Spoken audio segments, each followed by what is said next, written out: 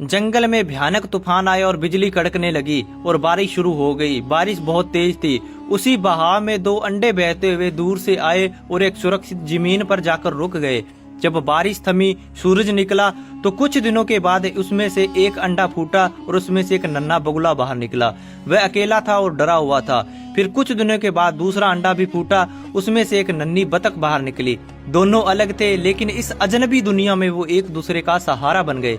बगुला और बतख पक्के दोस्त बन गए। वे साथ खेलते और साथ ही खाना ढूंढने जाते। वक्त गुजरा, वे थोड़े बड़े हुए। एक दिन जंगल में बहुत तेज धूप थी। बतख अचानक बीमार पड़ गई और वह प्यास से तड़पने लगी। उसकी हालत देखकर बगुले का दिल भर आया। वह अपनी दोस्त को बचाने के लिए पानी लेने के लिए निकल पड़ा। रास्ते में उसे एक खूंखार बाज और चालाक कौवा मिले। उन्होंने बगुले का रास्ता रोक लिया। कौवा बोला, बगुले, हमें पता है कि तुम नदी से पानी लेने जा रहे हो, लेकिन हमें बताओ कि वो बतख कहाँ छुपी है। हम उसे अपना शिकार बनाएंगे। बगुला निडर होकर बोला, चाहे मेरी जान चली जाए, पर मैं अपनी दोस्त के साथ गद्दारी नहीं करूंगा।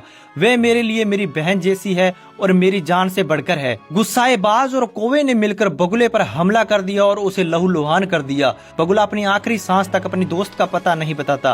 पेड़ पर बैठी गोरैया ये सब देख रही थी। वे तेजी से उड़कर बीमार बतख के पास पहुंची। उधर बाज कौवे से बोला, चलो हम बतख को ढूंढते हैं, वो प्यासी है, ज्यादा दूर नहीं जा पाएगी। लेकिन उनके पहुंचने से पहले ही गोरैया ने बतख को झाड़ियों में सुरक्षित छिपा दिया था।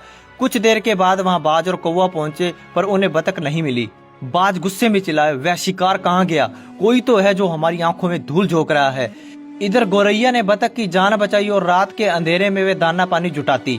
एक रात जब गोरैया दाना इकट्ठा कर रही थी, तभी वहाँ एक कबूतर आया। कबूतर ने पूछा, गोरैया, इतनी रात को किसके लिए दाना चुग रही हो? गोरैया ने भावुक होकर कह दिया, भाई मेरी एक दोस्त बतख बहुत बीमार है, मैं उसी के लिए ये सब कर रही हूँ। कबूतर ने चालाकी से पूछा, क्या वह बगले की वही दोस्त है? गोरैया ने हाँ कह दिया।